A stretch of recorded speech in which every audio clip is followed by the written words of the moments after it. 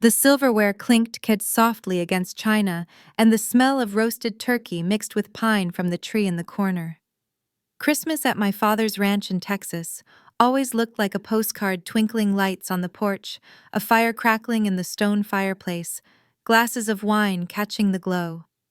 To anyone passing by, it was the picture of warmth and family. To me, it felt like a stage set for a play I never belonged in. I hadn't been home in 7 years. 7 years of phone calls, cut short holidays passed in silence, and long stretches where I told myself I didn't need to come back.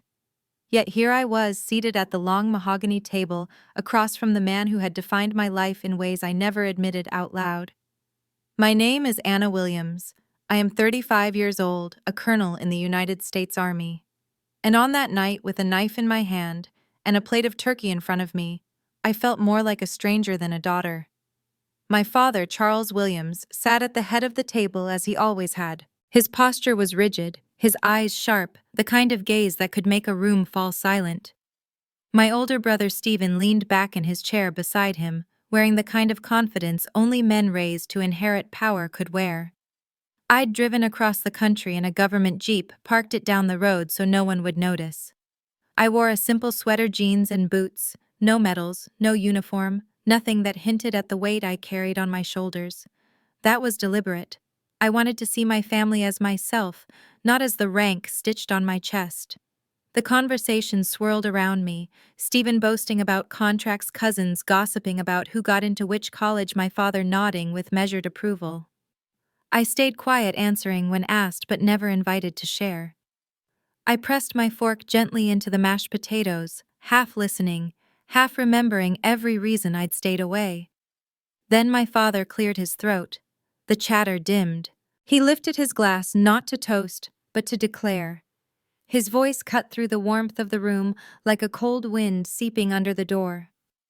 "I've made my decision," he said, looking directly at me for the first time that evening. "From this day forward, the company and the estate will belong to Stephen. Anna, you are not included in the will." The silence was immediate, suffocating.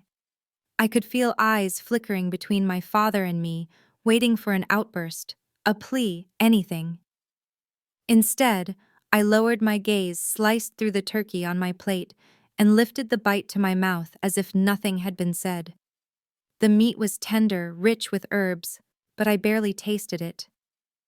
I chewed slowly, deliberately, holding myself steady. I had lived through ambushes, firefights, and nights when the sky burned with tracer rounds. Compared to that, this was just another battlefield, different weapons, same old war. No one at that table knew the truth of who I was. Not yet. I didn't flinch that night at the table, but inside a memory pressed against my ribs like a bruise that never healed. The way my father's words landed, final, absolute, wasn't new to me. It was only an echo of what I had grown up with. As a child, I learned quickly where I stood in my father's world. Stephen and Michael, my brothers, were groomed like princes. On Saturday mornings, they put on little suits and followed him to the company offices, where he would lean down, resting a heavy hand on their shoulders, and speak to them as if they already carried the future. I remember watching them walk out the front door, polished shoes clicking against the porch, while I was handed an apron and told to help my mother knead bread or set the table. There was no malice in my mother's eyes, just resignation. She had been raised in silence, and silence was what she passed to me. "Help me with the biscuits, Anna," she would whisper while the men discussed contracts and markets over cigars in the study. It was as though my father had drawn an invisible line through the house, opportunity on one side, expectation on the other. When I was 17, I told him about West Point. My voice trembled, but my chest swelled with hope. My guidance counselor had said, I had the grades, the discipline, the leadership. I thought maybe, just maybe, he would see me differently if I wore that gray cadet uniform. He didn't hesitate. "Women don't belong on the battlefield." He said, his tone so matter-of-fact it felt like scripture. "You'll marry a man who can provide. That's the life you need, not chasing guns and medals." I tried to argue, but the words shrank in my throat under his stare. That night, long after the house was quiet, I packed an old suitcase. The handle was frayed, The zipper stuck, but it held the only clothes I owned. I remember the porch light burning above me as I dragged it across the gravel, each step heavier than the last. No one followed me out. Not my mother, not my brothers, and certainly not my father. That was the night I understood what it meant to be erased by your own family. It was the first time I swore to myself that if I was ever going to be seen, it would have to be on my own terms. Leaving home with that old suitcase was the beginning, but West Point was where I learned what it truly meant to be tested. From the moment I stepped onto the campus, I could feel the doubt in the air. It wasn't spoken outright, but it lingered in the glances of upperclassmen and the mutters under their breath. She won't last. They weren't entirely wrong. The first months nearly broke me. My palms bled from rope climbs, skin tearing as I refused to let go. My lungs burned during midnight runs up frozen hills, boots pounding against the gravel. Every step a battle with my own body. The uniform fit stiff on my shoulders, but it carried a weight heavier than fabric. It carried the need to prove that I belonged not just to them, but to myself. I learned to stay quiet when they laughed at me in the mess hall, to straighten my spine when they questioned whether I could keep up. And slowly, inch by inch, I did more than keep up. I led. I earned respect, not through speeches, but through sweat on the training field and bruises that bloomed purple on my shins. By the time I graduated, I was no longer the girl dragging a suitcase into the night. I was an officer, sworn to serve. Deployment stripped away whatever illusions I still held about the world. The desert was not a classroom. It was a crucible of dust, fire, and fear. Nights blurred into days, and the sound of helicopters thudding against the horizon became the rhythm of my existence. That was where I met Sergeant Miller. He was older than me, a man with tired eyes who still managed to laugh around campfires. He became the brother I never truly had, steady, blunt, and unshakable. We went through firefights together, shared rations when supplies ran low, and talked about home in whispers that carried us through the worst nights. But war doesn't care about bonds in a raid to rescue civilians held hostage. Everything unraveled in seconds. Gunfire erupted, chaos ripping the air apart. I remember the deafening crack, the blur of smoke, and then Miller shoving me hard against a wall. His body took the bullets meant for mine. He fell at my feet, blood soaking into the sand. I carried his weight out of that building, but I knew even then I couldn't carry the hole he left behind. That loss has lived inside me ever since, not as weakness, but as the reason I fight harder, lead sharper, and never waste a breath. Some scars never fade. Some become the map you follow forward. After Miller's death, I carried more than my gear. When I came home, I carried the silence of those who never made it back. The army had given me purpose, forged me through fire, but stepping away from the desert into civilian life felt like walking onto foreign soil. I thought maybe, just maybe, home would feel different after all those years. I drove an old army jeep across the flat Texas plains, its engine rattling with every mile. Dust trailed behind me, the same way memories do, never quite shaken off. When I pulled into my father's ranch, I didn't wear my uniform. I left the ribbons, the medals, the polished boots locked away. Instead, I wore a simple sweater, jeans, and worn leather boots. Clothes that wouldn't betray the rank stitched to my name. I didn't want them to see a colonel. I wanted to see if they could still see their daughter, their sister, their blood. Inside, the house smelled the same cedar wood and spice, but the air was heavy. Around the dining table, laughter rose and fell like a tide I couldn't step into. Stephen's voice carried over everyone else's. He boasted about the company's expansion, new market steals that made my father beam with pride. The others leaned in, nodding, glasses of wine raised in admiration. I sat near the end of the table, unnoticed, like a placeholder in a picture frame. To them, I wasn't someone with stories worth hearing. I was the girl who had disappeared into the military, wasting years in deserts halfway across the world. They called it service with a polite smile, but their eyes said failure. Then Emily spoke. My niece started. 13, wide-eyed, restless in her chair, noticed the simple ring I still wore on my hand. "Aunt Anna," she asked softly, "where did you get that? It doesn't look like Mom's rings." Her curiosity cut through the room louder than any toast. For a moment, all eyes turned my way. I felt their gaze heavy and expectant, but I only smiled at her and shook my head gently. "It's just a reminder," I said. "Nothing more."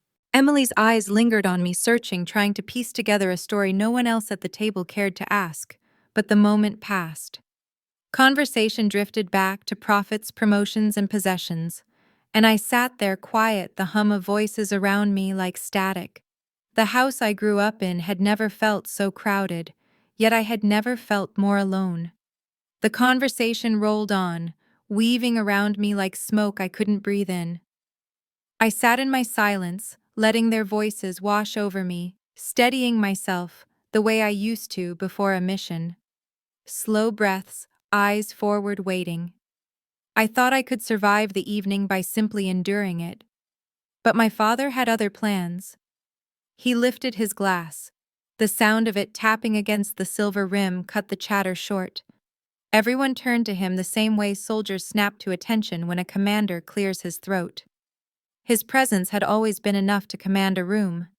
Even now, in his late 60s, the weight of his voice was like iron. "I've reached a decision," he said, his gaze sweeping across the table before stopping on me. His tone was calm, almost casual, as though what he was about to say was nothing more than business. "Stephen will inherit the company, the estate, the assets, everything. He is the future of this family." Anna, he paused, not to reconsider, but to sharpen the blade. "You chose the wrong path, and because of that you will receive nothing." The words landed like a gabble. For a heartbeat, no one moved. Then Stephen leaned back in his chair, a smile tugging at his lips, the kind of smile that comes when the outcome has always been certain.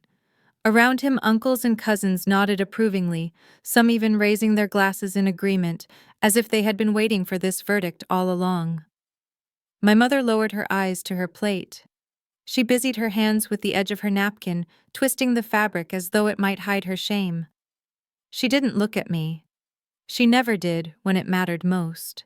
I felt their judgment gather like a tide, the daughter who wandered too far, who gave her years to the army instead of the family name. In their eyes, I was nothing more than a misplaced branch on a tree they had already decided how to prune. But I didn't flinch. My fingers rested lightly against the handle of my knife, steady, unshaken. I cut into the turkey on my plate, lifted a bite to my mouth, and chewed slowly. Not a word, not a protest, not even the flicker of anger they might have expected. The silence that followed wasn't mine. It belonged to them, the weight of their own unease, pressing down, filling the room until no one could breathe easily. And I sat there calm in the storm, holding back a truth none of them were ready to hear. The weight of my father's words still lingered in the air when the silence broke, not by me, but by the scrape of a chair across the floor. Richard, one of my father's oldest friends, rose slowly to his feet. He was a broad-shouldered man, his posture still carrying the discipline of a lifetime in the Navy. I remembered him from childhood dinners, the man who used to toss me a butterscotch candy when no one was looking.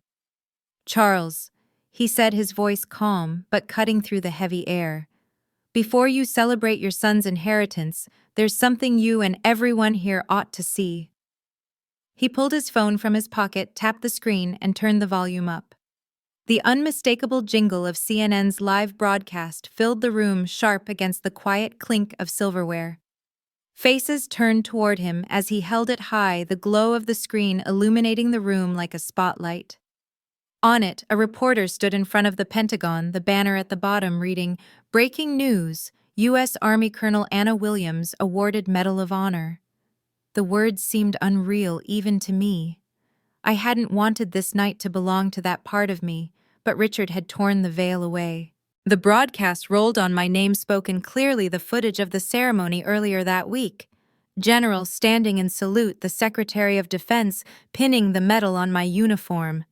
It was all there, undeniable, unshakable. The room fell utterly still. Stephen's smirk collapsed into something red and tight, as though the air had been yanked from his chest. My mother's napkin slipped from her hands, tears brimming as her lips trembled. My father, rigid, unyielding. Charles Williams went pale, his jaw tight, but powerless to form words. And then came Emily's voice, high and clear, unfiltered by pretense. "Aunt Anna," she gasped, eyes wide with awe. "You're a hero." Every gaze in the room turned to me. For the first time that evening, I lifted my head and met them without flinching. My voice was quiet, steady, but it carried across the table like a strike. "I just did my duty," I said. Emily's eyes lit with wonder. The others were left stunned, their certainty crumbling.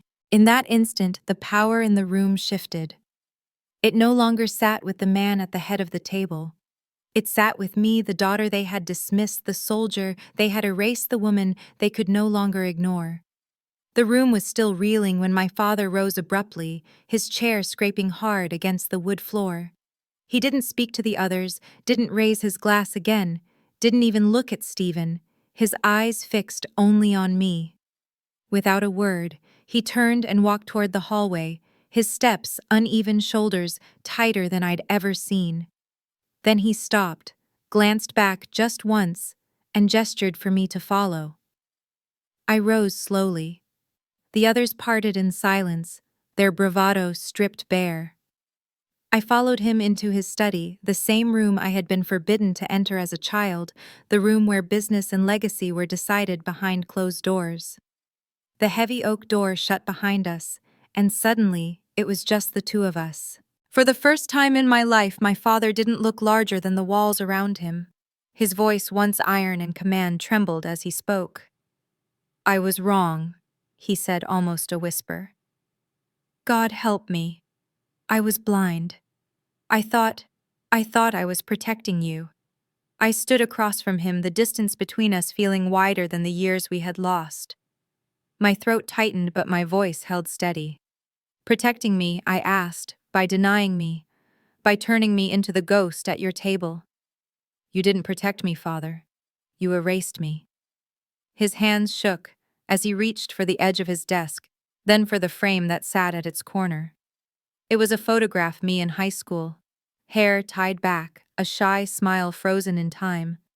He clutched it as if the glass might shatter. "I told myself the world would break you," he murmured, tears slipping down the stern lines of his face. "I never believed you could stand in it stronger than me." The sight of him, Charles Williams, the unshakable patriarch, reduced to a man trembling before his daughter, was something I never thought I'd live to see. For years I had imagined shouting at him, proving him wrong, forcing him to acknowledge me. But now, standing in that dim study, I realized I didn't need his money, his estate, or even his approval. "I don't need your company, or your inheritance," I said, meeting his gaze without flinching. "I just needed you to see me, and finally you do." For the first time, he wept openly, shoulders collapsing, his hand gripping the photo like a lifeline. And for the first time, I didn't feel small in his presence. When we stepped back into the dining room, the air had shifted. The weight of pride and arrogance that once filled the table had thinned, leaving behind something raw, uneasy, almost reverent. My father didn't take his seat at the head. He stayed standing, silent, eyes lowered in a way that unsettled everyone who had known him as unshakable. I returned to my chair, but this time I wasn't invisible. The conversation didn't immediately resume. Forks paused halfway to mouths, glasses remained untouched.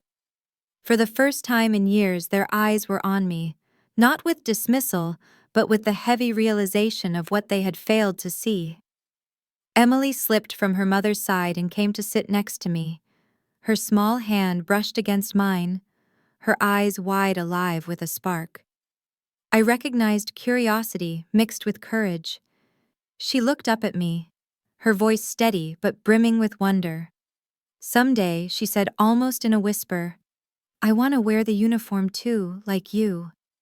Her words struck deeper than any medal or ceremony ever could.